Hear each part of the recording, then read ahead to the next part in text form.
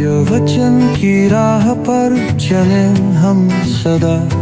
यीशु का साथ हो रहे हमारी हर दुआ।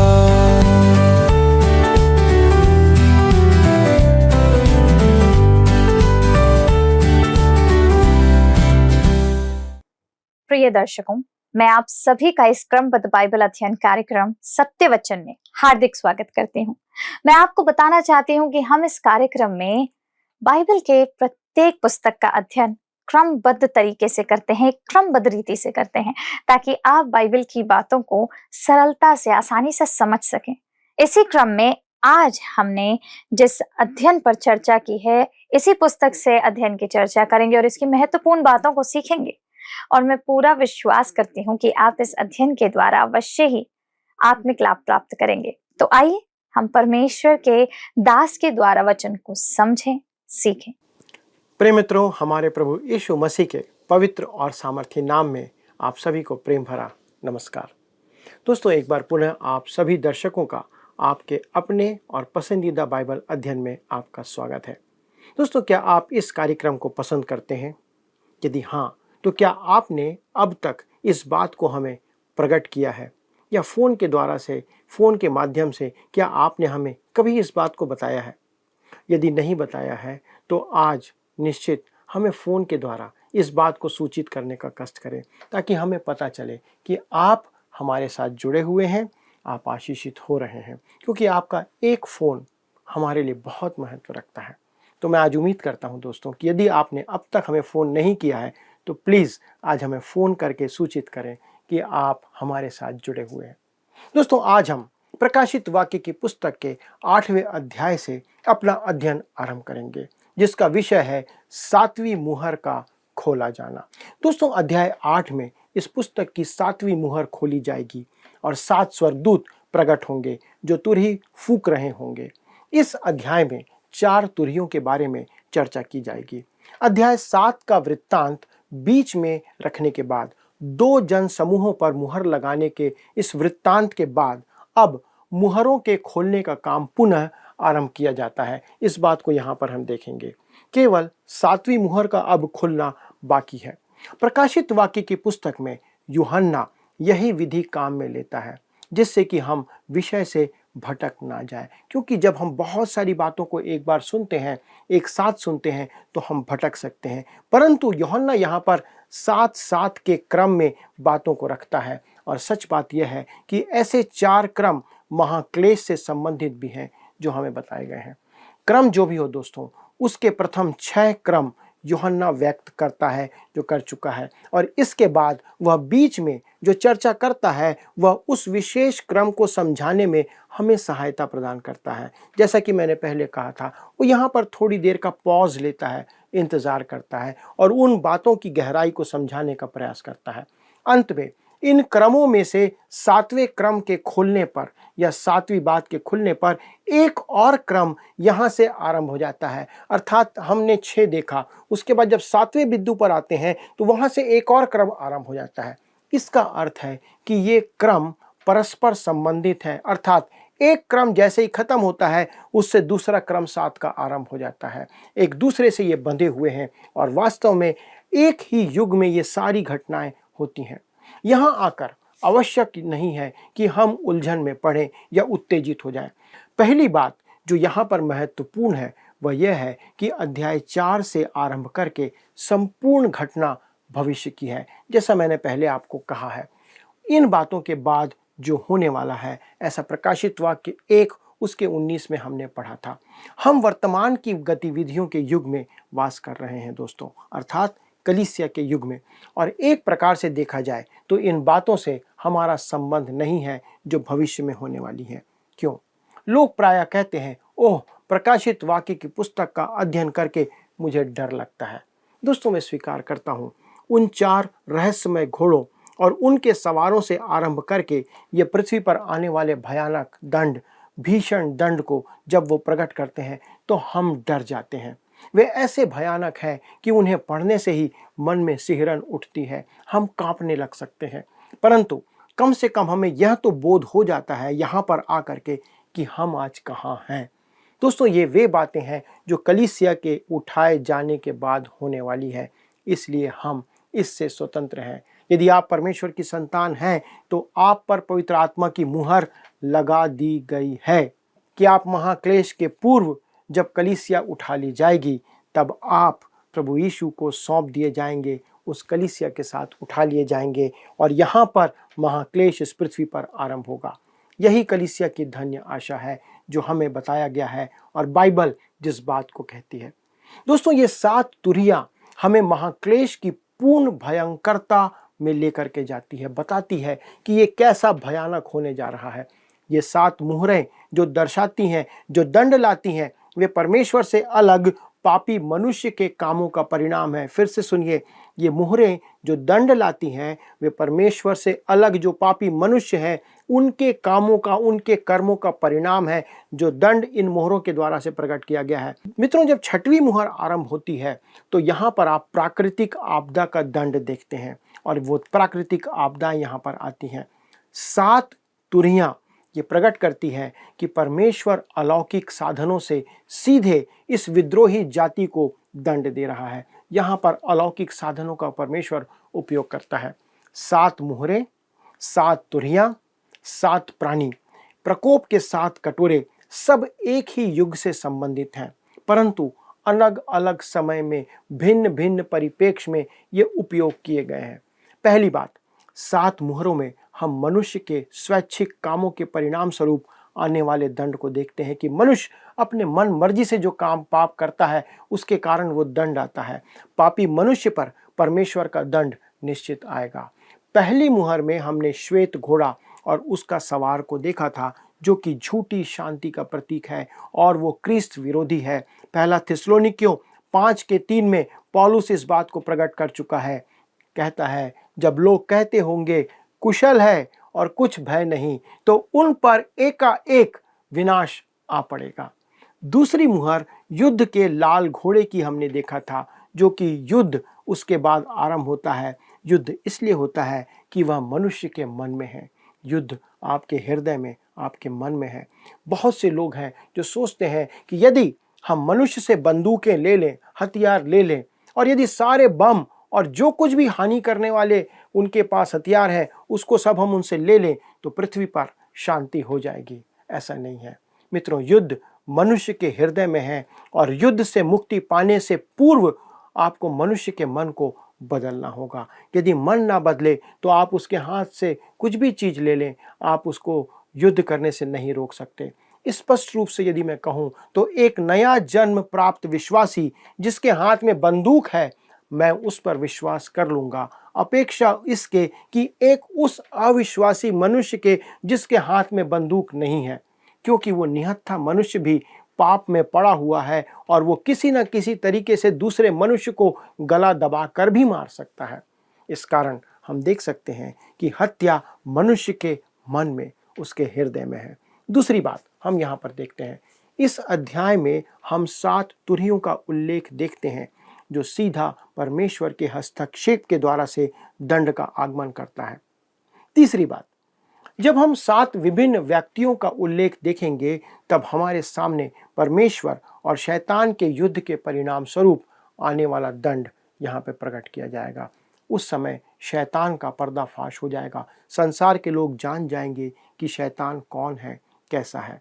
चौथी बात दोस्तों, प्रकोप के इन 7 कटोरे में एक महाक्लेश का अंतिम दंड हम देखेंगे जो मनुष्य और शैतान के विद्रोह के कारण परमेश्वर की सीधी कार्यवाही होगा। प्रसंगवश आप देख सकते हैं कि परमेश्वर दोनों ही को यहाँ पर दंड देगा। मित्रों, अब हम इस अध्याय के उस भाग में आते हैं जिसमें चिन्हों का उपयोग किया गया है। इस कारण हम इस अध्याय में इस बात को स्मरण रखें कि चिन्ह किसी न किसी वास्तविक बात का संकेत प्रकट करेंगे। हम देखेंगे कि तुरहियों के इन दंड और मूसा के समय मिस्र पर आने वाली विपत्तियों में बड़ी विचित्र और प्रबल समानताएं दिखाई गई हैं। यह बात तर्कसम्मत और न्यायसम्मत दोनों तरीके से होगी। यदि हम कहें कि मूसा के युग में आई विपत्तियां वास्तविक थीं, तो महाक्लेश में आने वाली विपत्तियां भी वास्तविक ही होंगी। परमेश्वर यदि उस समय ऐसा कर सकता है तो वो आगे भविष्य में भी ऐसा करेगा और कर सकने की सामर्थ्य रखता है। यहाँ जो चिन्ह काम में लिए गए हैं जिसे हम आगे देखेंगे, वे आने वाली वास्तविकता के प्रतीक हैं जो यहाँ पे प्रकट किए जा रहे हैं। इसका मतलब ये निकलता है कि जो प्रतीक हमें यहाँ पर दिखाए जाएंगे वो भविष्य में जाकर वास्तविक रूप में परमेश्वर उन्हें यहाँ पर चरितार्थ करेगा। सरल भाषा में यदि व्यक्त किया जाए तो महाक्लेश की भयानकता और भीषणता को समझना हमारे लिए आसान नहीं है दोस्तों, यह वर्णन से परे है। अतः परमेश्वर भाषा की समझ की कमी के कारण, क्योंकि परमेश्वर की भाषा और हमारी इस भाषा में अंतर है, इस कमी के कारण परमेश्वर चिन्हों का उपयोग करता है कि हम समझ सकें कि वो क्या कहना चाह रहा है। यहाँ पर ध्यान रखना उचित होगा कि यह पुस्तक प्रभु यीशु मसीह का प्रकाशन है। जैसा हमने पहले देखा था, ये चिन्ह संदिग्ध एवं झूठ नहीं है कि व्याख्या की कोई मनभावन पद्धति या कोई अपने मन मर्जी से कुछ भी व्याख्या कर रहा है और उन्हें हवा में उड़ाकर गायब कर दिया जाए। ऐसा नहीं है दोस्तों। जब चिन्हों का प्रयोग किया जाता है जैसा इस पुस्तक में किया गया है, तब उनका अर्थ भी यहाँ पर समझाया गया है और समझाया जाता है। धर्मशास्त्र स्वयं अपनी बातों की व्याख्या करता है। बाइबल अपने वचनों को खुद साबित करती है। यदि एक बात बाइबल में कहीं लिखी है तो दूसरे स्थल में बाइबल उस बात को परिभाषित करती है और साबित करती है। इस कारण आपको अपनी कल्पना का सहारा लेने की आवश्यकता नहीं है। आप अपने मन से किसी बात को सोचने और साबित करने का प्रयास ना करें। प्रकाशित वाक्य की पुस्तक बाइबल की अंतिम पुस्तक है, हम सब इस बात को जानते हैं। इस कारण इसकी सजीव भाषा को समझने के लिए हमें इससे पहले इन 65 पुस्तकों का व्यवहारिक ज्ञान होना आवश्यक है। यदि हम उस 65 पुस्तक के ज्ञान को जानेंगे, यदि हम उसकी समझ रखेंगे, तो इस 66वीं पुस्तक को हम समझ पाएंगे। किसी नए विश्वासी को यदि आप तुरंत ही प्रकाशित वाक्य का अध्ययन कराते देखते हैं या आप उसे कराना आरंभ कर देते हैं, तो दोस्तों मुझे ये देखकर बहुत दुख होता है, क्योंकि अभी उसने ABCD सीखा नहीं है और आप उसे थीसिस करवा रहे हैं। वह उत्पत्ति से आरंभ क्यों नहीं करता? उसे उत्पत्ति से या किसी अन्य पुस्तक से आरंभ करना उत्तम होगा, बनिस्बत इसके कि वो प्रकाशित वाक्य से पढ़ना समझने का काम आरंभ करे। कारण यही है कि हमें परमेश्वर की योजना को जानना आवश्यक है, तभी हम प्रकाशित वाक्य को यहाँ पर आके अंत में समझ सकते हैं। दोस्तों, इस समय हम प्रकाशित वाक्य की पुस्तक का अध्ययन करवा रहे हैं, परंतु इससे पूर्व हमने 5 वर्ष बाइबल की अन्य पुस्तकों का अध्ययन किया है और मेरे विचार में इसके बाद ही हमें प्रकाशित वाक्य की पुस्तक का अध्ययन कराने का एक अनुग्रह, एक अधिकार प्राप्त हो सकता है जिसके योग्य हम नहीं हैं, परंतु अवसर प्रभु ने हमें दिया है। मुझे तो इसके विपरीत कोई बात उचित नहीं लगती है। यही बात पतरस कहता है। दूसरा पतरस 1 अध्याय पद 20 में लिखा है, पहले यह जान लो कि पवित्र शास्त्र की कोई भी भविष्यवाणी किसी के अपने ही विचारधारा के आधार पर पूर्ण नहीं होती है। मित्रों, आप प्रकाशित वाक्य की पुस्तक की व्याख्या बाइबल की अन्य पुस्तकों से हटकर कभी नहीं कर सकते। इससे पहले आपको 65 पुस्तकों को पढ़ना होगा, उसे समझना होगा। यहाँ हमें चिन्हों के द्वारा संदेश दिया गया है, परंतु स्मरण रखें कि ये चिन्ह या प्रतीक वास्तविकता को प्रकट करते हैं जो घटने वाला है। दोस्तों, आप देखते हैं कि 7वीं मुहर के खुलने पर 7 तुरहियां सामने आती हैं और यह संपूर्ण पुस्तक इसी प्रकार रची गई है। यदि इस पुस्तक की रचना के अनुसार आगे चला जाए तो यह आपको धर्मांधता या धार्मिक कट्टरपंथी या संवेदनशीलता से बचाएगा और विश्वासी होने के कारण यह निश्चय ही आपको यह कहने से बचाएगा। आप कभी ऐसा नहीं कहेंगे कि प्रकाशित वाक्य की पुस्तक बहुत भयानक है, इसे पढ़कर मुझे डर लगने लगा है। दोस्तों, आप ऐसा कभी नहीं कहने पाएंगे। कब? तब जब आप पिछले पुस्तकों का अध्ययन करके उसे समझकर तब इस 66वीं पुस्तक में आएंगे प्रकाशित वाक्य को समझने के लिए। इससे आपको डरने की आवश्यकता नहीं है मित्रों। सच तो यह है कि इससे आपके लिए एक सांत्वना का संदेश आता है, आपको एक धैर्य का संदेश मिलता है। यदि आपने प्रभु यीशु मसीह को ग्रहण कर लिया है तो ये एक सांत्वना का संदेश देती है। मैं परमेश्वर को धन्यवाद देता हूँ कि वह इस संसार को जो स्वार्थी है हो गया है दंड देगा और उसका दंड देना उचित भी है। दोस्तों, एक विश्वासी के लिए इस सत्य का ज्ञान होना, इस सत्य का बोध होना बहुत ही शांतिदायक है कि यदि हमने पापों की क्षमा प्राप्त कर ली है और परमेश्वर दंड देने वाला है तो हम उससे बच जाएंगे। लोग कहते हैं कि हम कुछ बातों पर इस प्रसारण से प्रचार करें। बहुत से लोग ऐसा कहते हैं कि इन विषयों पर आप बात करें जो आज मसीही समाज में, हमारे समाज में हो रहा है। मित्रों, यह हमारा काम नहीं है कि इस मंच से हर एक अनर्थ की निंदा करना या बुराई हमारे द्वारा की जाए। हम किसी का न्याय करने के लिए यहाँ पर नहीं बैठे हैं और न हमारे लिए किसी का न्याय करना आवश्यक है। हमारा काम है परमेश्वर का वचन सुनाना और हम वही कर रहे हैं। मैं यहाँ पर आपके सामने यही कर रहा हूँ। इस संसार को परमेश्वर ही एक दिन सुधारेगा। परमेश्वर का काम हमें परमेश्वर के हाथों में छोड़ देना चाहिए। मैं संसार में किसी भी कीमत पर यह काम नहीं करना चाहता। मैं प्रसन्न हूँ दोस्तों कि यह परमेश्वर का काम है और वही इस संसार को अपने तरीके से सुधारेगा और अपने तरीके से दंड दे देगा। शायद आपको अच्छा ना लगे कि विनम्र स्वभाव वाला प्रभु यीशु मसीह दंड देने का काम अब करने जा रहा है, परंतु ये सच है। हम यह तो देख भी चुके हैं कि मेमने का क्रोध भयानक होगा, परंतु उनके लिए जो पृथ्वी पर होंगे। मित्रों, जब आप विनम्र प्रभु यीशु मसीह के विषय चर्चा करते हैं तो आप उससे जान लें तो बहुत अच्छा होगा। वह आपके लिए मारा गया था, वही यीशु मसीह है। वह आपसे प्रेम करता है, यह वही प्रभु यीशु मसीह है। और वह आपको बचाना चाहता है, ये वही प्रभु यीशु मसीह है। अब कोई मुझसे कहेगा कि आप लोगों को डरा रहे हैं। दोस्तों, ये भय ही है कई बार जो हमें परमेश्वर के निकट लेकर के आता है। और मैं आपको प्रोत्साहित करता हूँ कि परमेश्वर के वचन के इस भय के द्वारा से हमारे हृदय में परमेश्वर के प्रति भय और आदर उत्पन्न होना चाहिए। मेरे प्रियो, इस पृथ्वी पर दंड आने वाला है। मैं इस बात पर हालेलुया कहता हूँ कि हमें प्रभु ने इससे बख्श दिया है, हम बच चुके हैं। मैं प्रसन्न हूँ दोस्तों कि दंड आएगा और परमेश्वर संसार को ऐसा नहीं रहने देगा जैसा वह आज है। बस अब बहुत हो चुका है, चीज़ें लिमिट से बाहर होती जा रही हैं। 7वीं मुहर का खोला जाना, 7 तुरहियों का एक प्रस्तावना यहाँ पर प्रकट किया गया है। दोस्तों, इस अध्याय का पहला पद प्रकट करता है कि 7वीं मुहर के खुलने पर क्या होता है। तो आइए हम आगे बढ़ते हैं और पढ़ते हैं इस प्रस्तावना के बाद प्रकाशित वाक्य की पुस्तक के 8वें अध्याय का पद 1, जहां पर कहता है, जब उसने 7वीं मुहर खोली तो स्वर्ग में आधे घंटे तक सन्नाटा छा गया।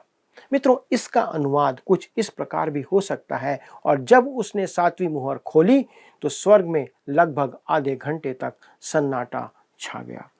लिखा है, उसने 7वीं मुहर खोली तो स्वर्ग में आधे घंटे तक सन्नाटा, शांति छा गई। मैं इस अध्याय को अत्यधिक गंभीरता के साथ आरंभ करना चाहता हूं और यहाँ से आगे इसी रीति से बढ़ाना चाहता हूं, जिससे इसके प्रति आपके हृदय में महान श्रद्धा और गंभीरता अवश्य रूप से आ जाए।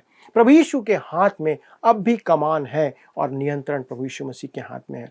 वह 7वीं मुहर खोलता है और 7 तुरहियों का बजाया जाना या उसके बाजे गाजे, उसका उत्सव यहाँ पर दिखाई देता है। अब वह स्वर्ग से गतिविधियों का नियंत्रण कर रहा है। हम संपूर्ण पुस्तक के अध्ययन में इस बात को ध्यान रखें मित्रों, यह हमें ध्यान रखना है। हमें इस तथ्य से कहीं भी नहीं चूकना है कि प्रकाशित वाक्य की पुस्तक प्रभु यीशु को संपूर्ण पृथ्वी का न्यायकर्ता के रूप में संपूर्ण महिमा के साथ प्रकट करती है। इस बात को ध्यान रखिए।